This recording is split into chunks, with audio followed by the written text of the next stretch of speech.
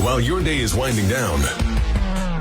They're just getting started. This is South Coast Tonight with Chris McCarthy and Marcus Farrow. They've got you covered on all the news of the day, from local issues to politics on both sides of the aisle. This is the place where the movers and shakers come to be heard, to listen, and where they're held accountable. This is South Coast Tonight on WBSM.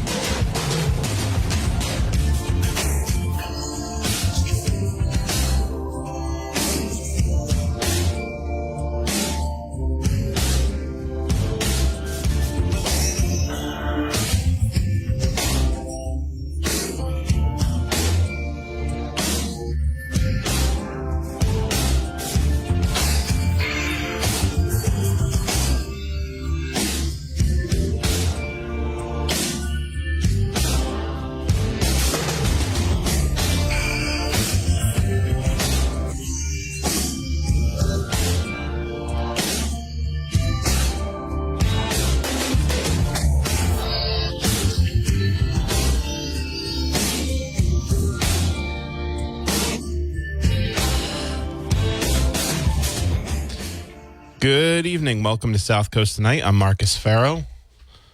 Thanks so much for joining me this evening. I also want to thank Jess Machado for stepping up yesterday so I could take a day off. Needed the day off, and I was able to get it because of Jess and her flexibility. So we appreciate that, both Chris and myself. So thanks to Jess for doing that.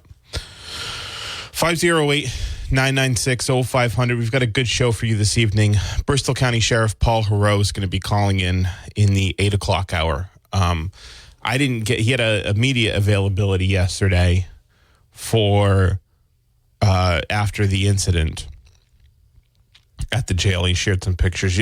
Actually, Tim put together a really good piece. You can see Tim Weisberg on WBSM.com showing some of the damage that was that had occurred. And I didn't get to go to the media availability because, again, I had the day off from the station.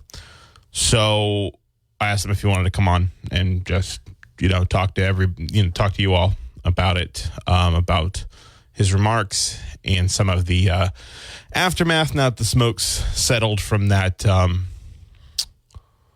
call it a disturbance. So 508-996-0500.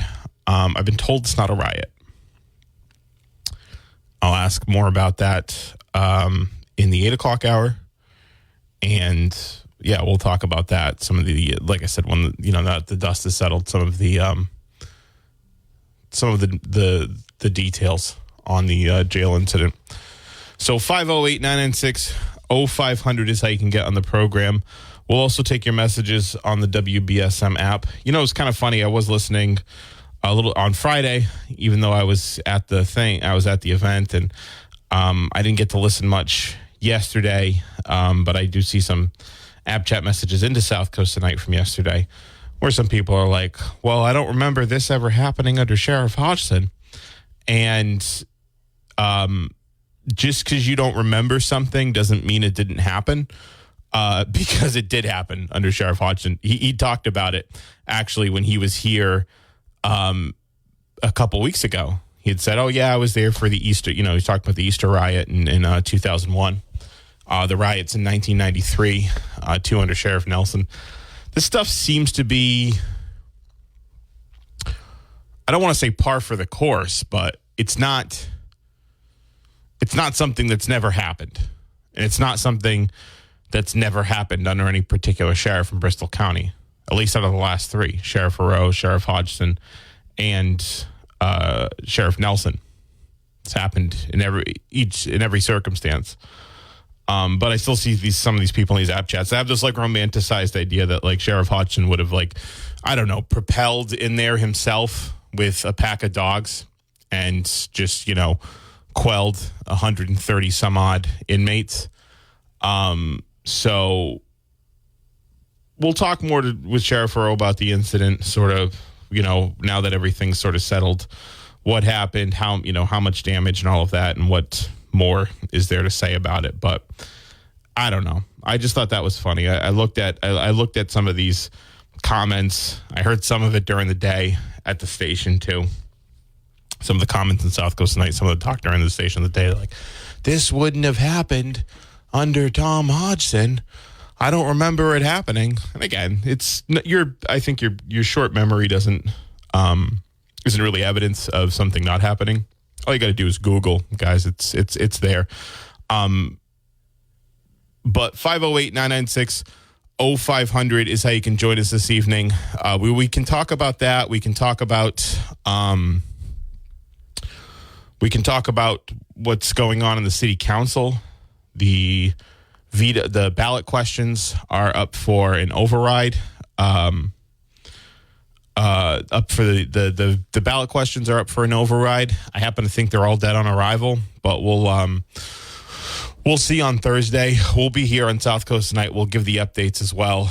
One of the things I did want to talk about today, because I was at the Creative Class building in Fall River, which is a mix of sort of space for, first of all, residential housing, affordable housing, and also space for entrepreneurship and creative expression.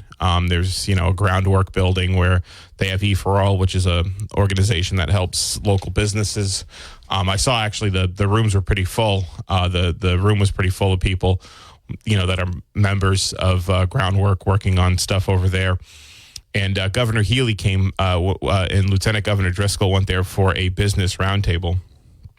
So, but one of the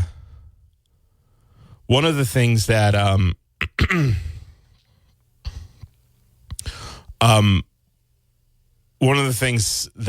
happened earlier was I'd actually, so a couple months ago, a few months back, I want to say it was back in maybe November, around November. I think it was around November. There was, I had went to some sort of food and coat drive in Ward 3 because Hugh Dunn was still the counselor. I went there, and there was an autism awareness patrol car for the New Bedford Police Department.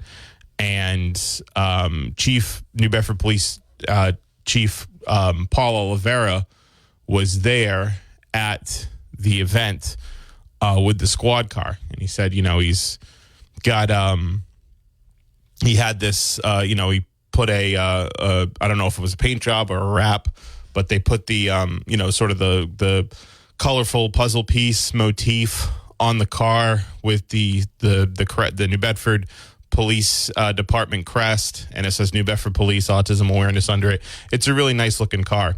And then, I talked to him a little bit about it, the chief, and then he had an event at Kearney Academy in New Bedford where he had officially rolled it out. And so he had it out there, and the students there, they loved it. They were playing with the siren, the lights were on, they got to sit in the car, take pictures, all that. They loved it. And so I talked to him a little bit about it. He talked about how autism's a growing epidemic in this country. I think it's 1 in like 35 now. My brother's living with autism. I think when he was diagnosed in the early 90s, it was like 1 in 100 and something, 1 in 140, something like that. So it's something that's, a lot of that has to do with, I think increased awareness with diagnosis, but a lot of that has to do with, I think a growing number of people who are living with autism. And so he thought it was important. There was a lot of people, he said, not only just in New Bedford, but in the, in the New Bedford Police Department that, have a loved one that's living with autism. And it was important to show that sort of solidarity in the community with those individuals. So we were talking for a bit. I told him about and I'd actually brought my mom to the unveiling at Kearney. So we were telling him about a nonprofit that we had called Spectrum Productions. And it's a nonprofit community theater group for actors with autism. And he said, oh man, I'd love to bring the car out, let me know. I'd love to bring the car out to you guys I'll send somebody, and they can see the car and they can sit in it and all that stuff, all the members of the program. And so I was like, yeah, that sounds cool. We'll do something for Autism Awareness Month, right? Which is April. April's Autism Awareness Month. It's coming to a close now. But so he reaches out to me a few weeks ago. He goes, hey, just to let you know, the car's still, I can send the car whenever you want. And now this is in Fall River, right? And so I said, yeah, absolutely. Right. So we coordinated it. And today, the New Bedford Police Department, two officers, Lieutenant Scott Carolla, who's the public information officer for the city, so essentially the city spokesperson, and police department, not the city, the police department spokesperson, and and Officer Manny Segura. They showed up today, and they were in they had two squad cars. One was the Autism Awareness Squad car that Police Chief Oliveira had unveiled at Kearney Academy, and the other was one they had just unveiled, and it was a Suicide Awareness Squad car, and it was really nicely done. It was really well done. It was purple color. Said you're not alone on it. It was a really cool car, and I guess they're making a anti-bullying squad car as well. But what I wanted to say about officers, Lieutenant Carolla and Officer Segura, is that they were incredibly nice, incredibly kind, and the group, the Spectrum Productions nonprofit autism theater group, they're actually putting on a production. They're rehearsing right now to put on a local theater production. Last time they did The Jungle Book. This time they're doing Shrek, and so the officers came and they stayed for the entire rehearsal, right? The entire rehearsal of Shrek. They came and watched it. They really enjoyed it. The actors, the performers, the people that were in attendance were all thrilled about it. And so I wanted to take a moment to thank, Police Chief Oliveira, Lieutenant Carolla, Officer Manny Segura as well. I appreciated, and I know the members of the Spectrum Productions Incorporated appreciated it as well. It was really cool, send those cars to Fall River too, and the officers, and take their time with the members of the Spectrum Productions. I thought it was really neat, and I really appreciated it. And I know they did as well. So I'd already, thanked the chief and Lieutenant Carolla and them for their, I'd already extended them my gratitude, but I wanted to let everybody else know here in the audience that they're doing some good stuff over there, right? Some really cool, aside from the, obviously the very necessary public safety work that the New Bedford Police Department is doing, they're doing some really cool front-facing community work too. And they do that over here in Fairhaven as well. I talk about often how I'm the chairperson of the Fairhaven Commission on Disability. And, we had in a meeting, I believe it was last year, we had Public Information Officer Kevin Cobbs to come and talk to us about some ideas he had, to help make the community safer for individuals with, living with a disability. And we were able to implement some of those things. And, we've gotten a bunch of seatbelt covers. They're actually from Bristol County Sheriff, former Bristol County Sheriff Tom Hodgson, that they are I know they're handing out over at the public schools. We got a voluntary registry for individuals with disabilities. So a lot of good work that we were able to accomplish there too. So I think it's cool to do a lot of that stuff as well, along with the obviously the very necessary public safety stuff. So I wanted to take a moment to just turn everybody's attention to that because I thought it was really important, and I enjoyed it. So 508-996-0500. That's how you can join us.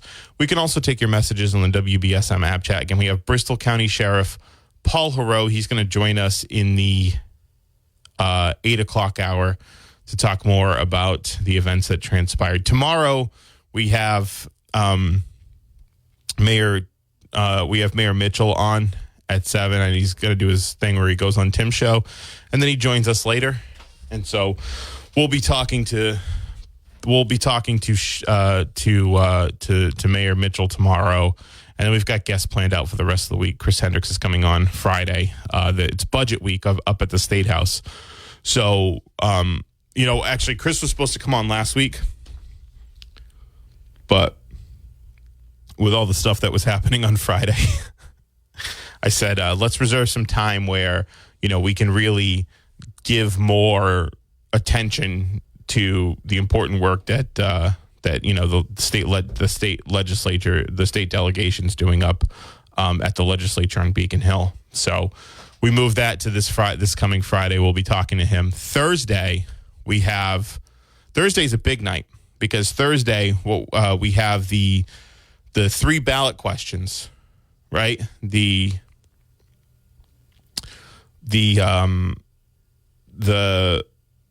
4-year mayoral term, switching the 4-year mayoral term from 4 to 2, the Community Preservation Act, and the asking residents if they want to gut the Community Preservation Act, and the rent stabilization question. I think the one with the best chance to make it is the rent stabilization question, just based on some of the quick math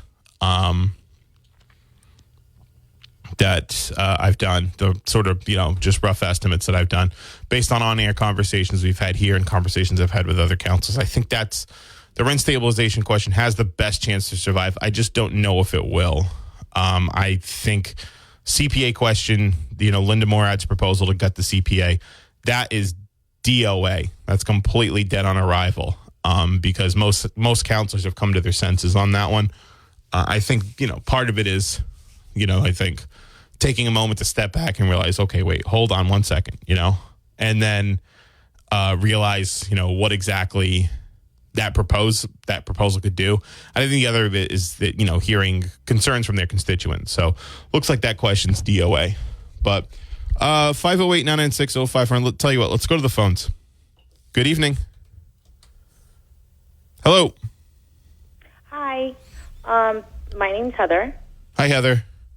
Hi, I'm calling. I am a mom living in Dartmouth, Massachusetts, with a child who has autism. And I just wanted to know if we could touch up on Project Lifesaver when the sheriff comes on.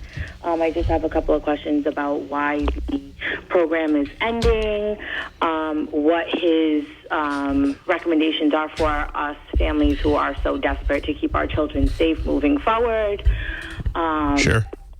And if you had any, clarification on, everything that I've seen online is kind of wasteful spending, and it's not really his priority. I don't understand how inmate rehabilitation is a priority, but keeping disabled children and elderly people is not a priority. Well, I'm going to ask him. I plan on asking him that question because I had heard some concerns from people I knew as well in the autism community, and I was planning on asking him the question. I will say, I don't disagree with you, but what I will say is inmate rehabilitation is absolutely a priority for the sheriff's office, which runs jails.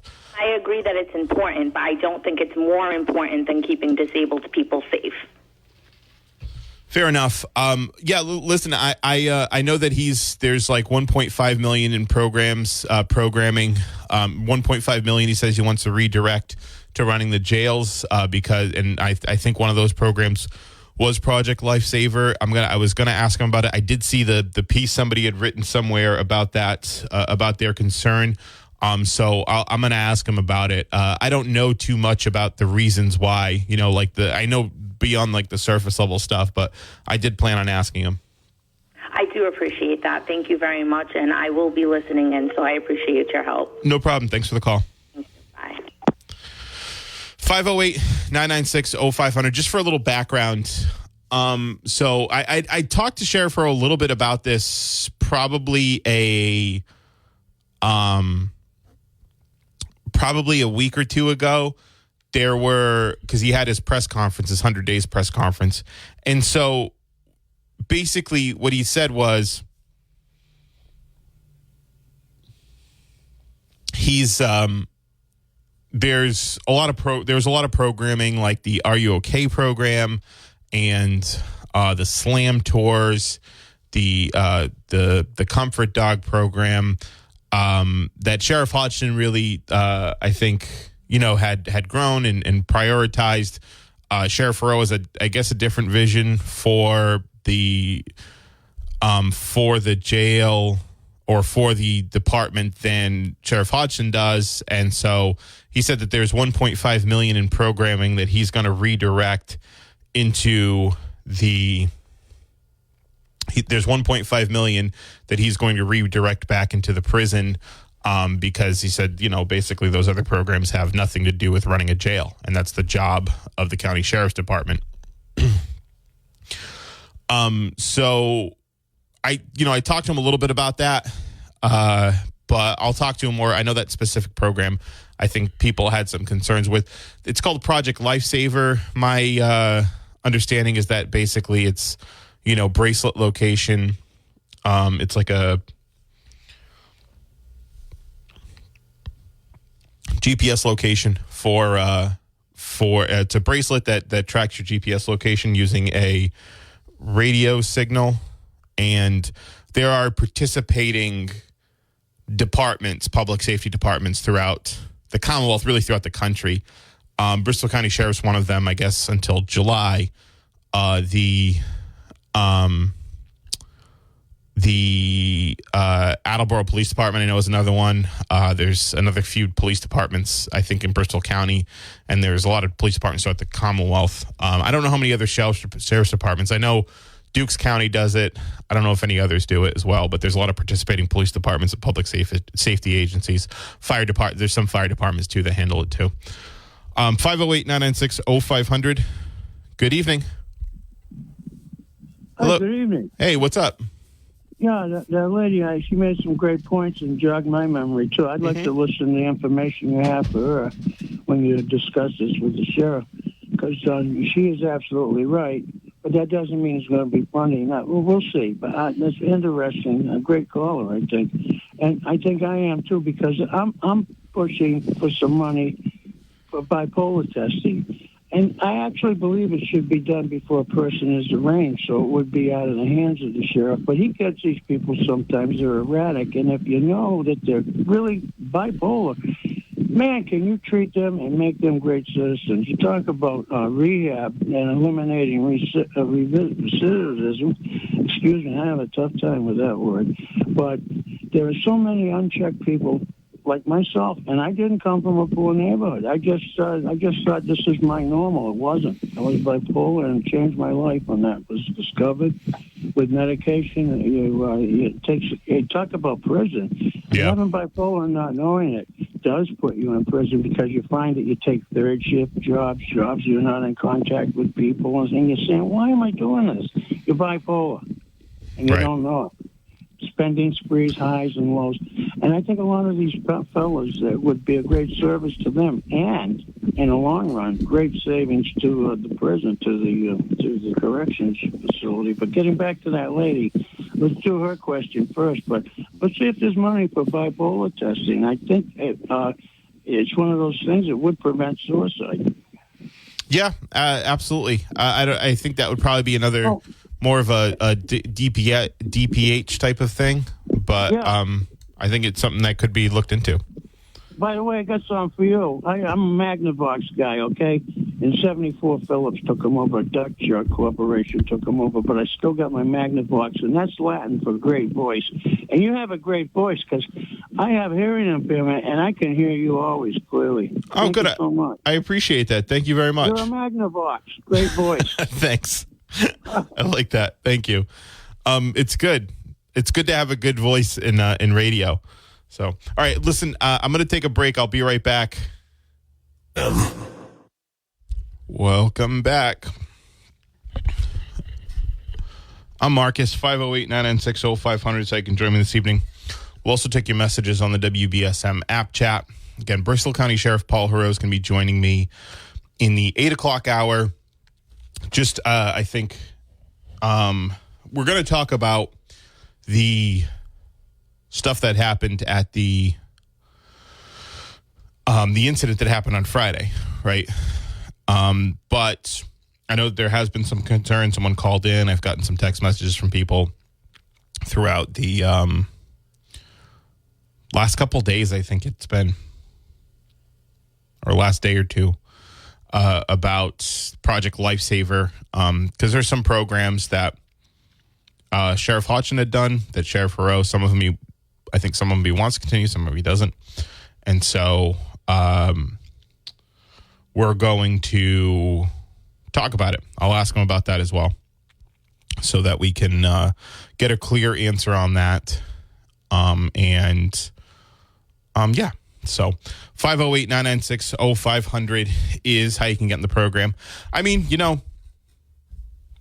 some of these things, I remember when during the campaign, I do remember he'd said, basically there are programs he's either going to, a lot of programs he's either going, if it's something that he doesn't think the county sheriff's office should do, he's going to either end the program or try to relocate it.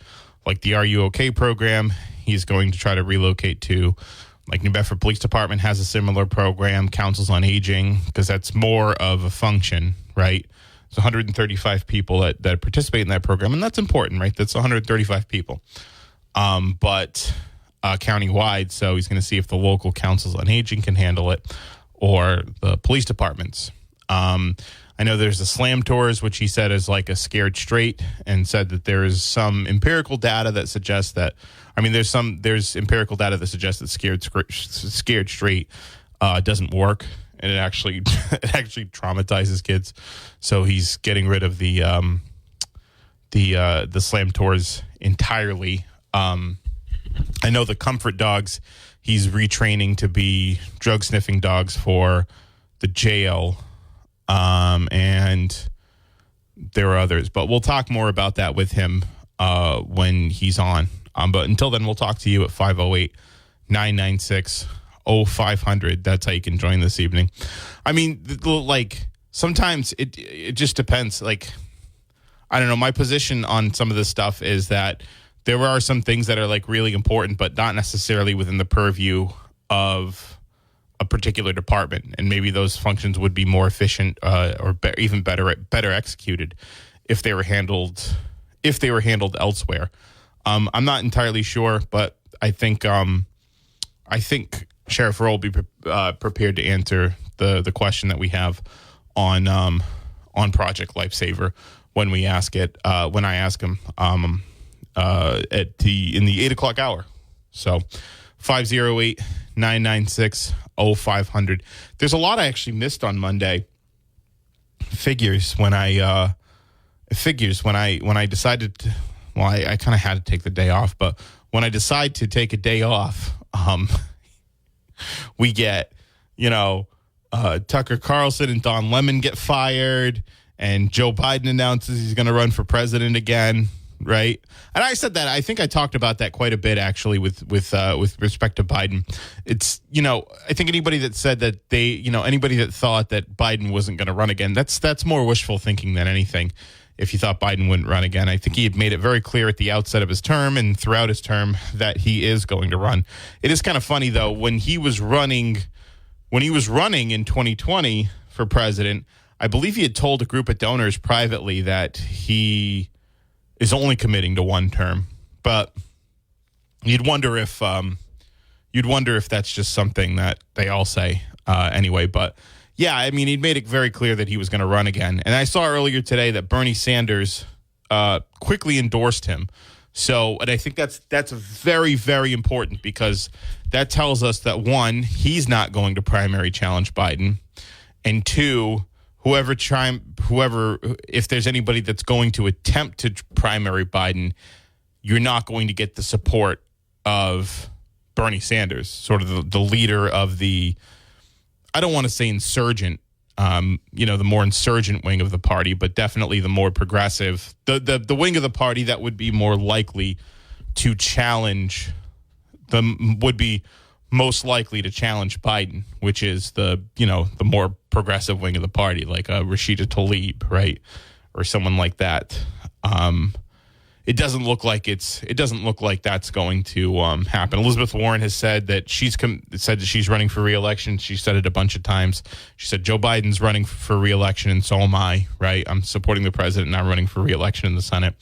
So, I just don't see it. I just don't see a legitimate primary challenge to Joe Biden, and I think he's going to win the nomination with relative ease. And I think if it's Donald Trump, he's going to win re-election with relative ease as well. Ron DeSantis, by the way, seems to be. I think his prospects seem to be. They're getting worse by the day.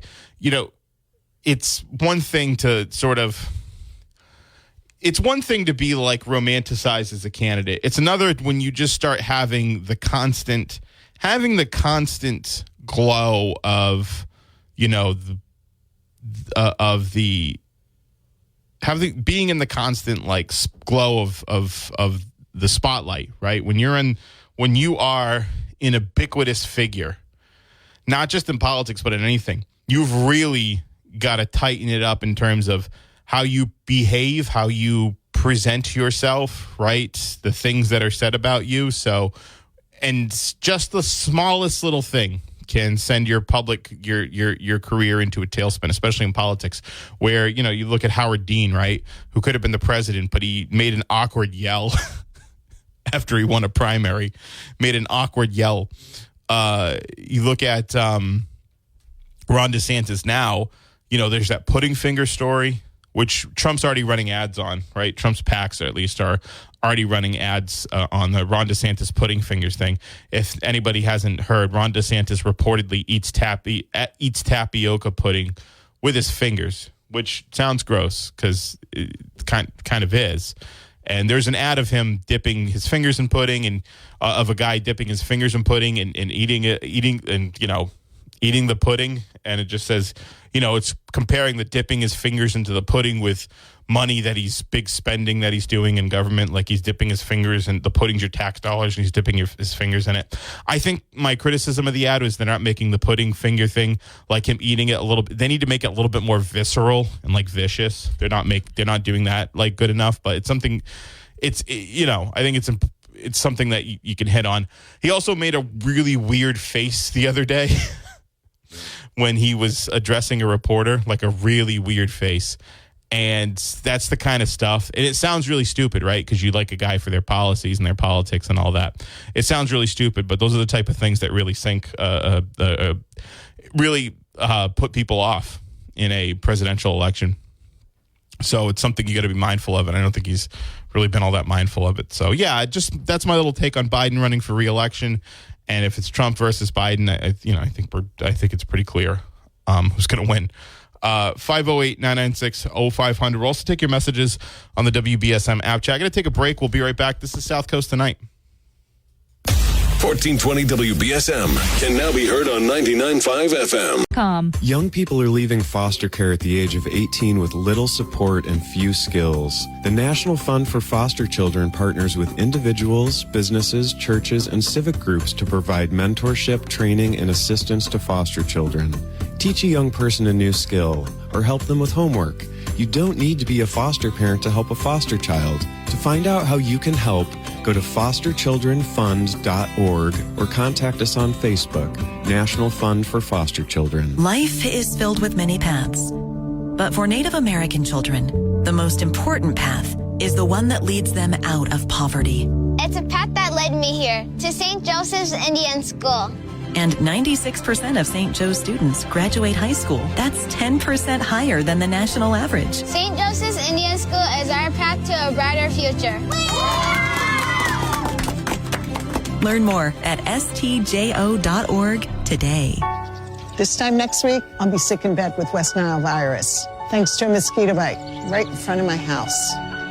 In 8 minutes, my daughter will be in an ambulance, having an asthma attack, triggered by cockroaches. I'm going to be bitten by a tick today. I won't even know it until Lyme disease turns my life upside down. Learn how to protect your family at pestworld.org.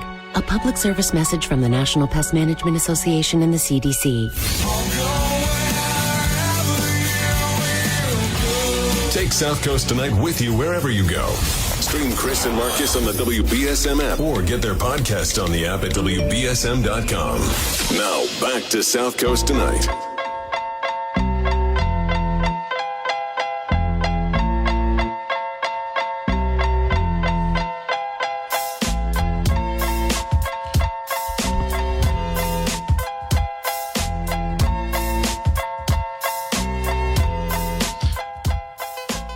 Welcome back to South Coast Tonight. I'm Marcus Farrow. 508-996-0500 is how you can get in the program.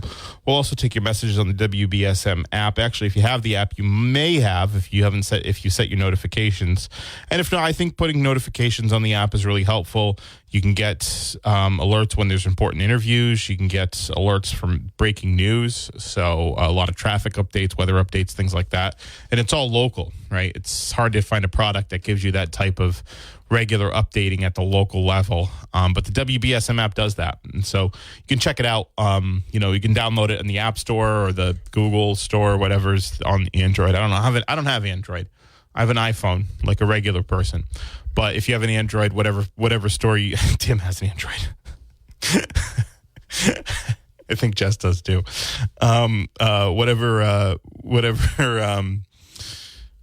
Whatever store that is for an Android, you download the WBSM app and get those updates. And actually, you can go to WBSM.com or the app to find some good stories like the one that Tim posted. I think it was yesterday. He published. It was about the damage that was done in the units at the Bristol County House of Correction. It looks bad. Not gonna lie, looks bad. So you can check that out on WBSM.com. Just as a little primer to the interview with Bristol County Sheriff Paul Heroux, who's going to be joining me at 8:05. We're going to talk about some of the stuff that he covered at the media availability yesterday that I unfortunately wasn't able to. Well, unfortunately, I had a day off, right? It's never unfortunate, but I wasn't able to attend that. So we'll be talking to the sheriff at 8:05. We'll be joined by you until then at 508-996-0500. I know some people have some questions about Project Lifesaver. I'll be happy to ask him that. I'd heard from other people throughout the day that they were concerned about the program and whether, its future. So, so I'll ask him and talk to him about some of the stuff that was covered yesterday as well. So 508-996-0500 is how you can join us. We'll also take your messages on the WBSM app. So what we'll do is I'm going to take a quick break now, and then we'll be right back. This is South Coast Tonight. I'm Marcus Farrow. Hey, welcome back to the show. I'm Marcus. 508-996-0500 is how you can get on the program this evening. We'll also take your messages on the WBSM app chat. Bristol County Sheriff Paul Heroux will be joining us soon.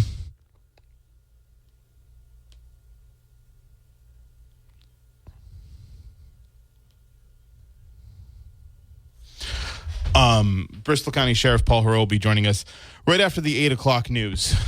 So we'll get some answers to your questions. I know people have been asking me to ask them about some things with respect to the incident that happened on Friday. I was there covering it for calling into the Barry Richards show regularly to give everybody updates on that and some of the programming, programming changes that are going to happen at the jail. So we'll definitely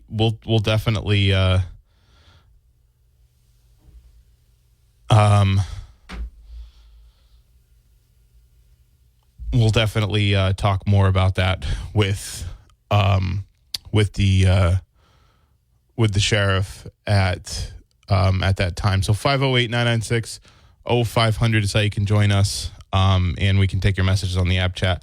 There's more I want to cover that we'll get to after the interview with Sheriff Heroux. So just sit tight, enjoy the news,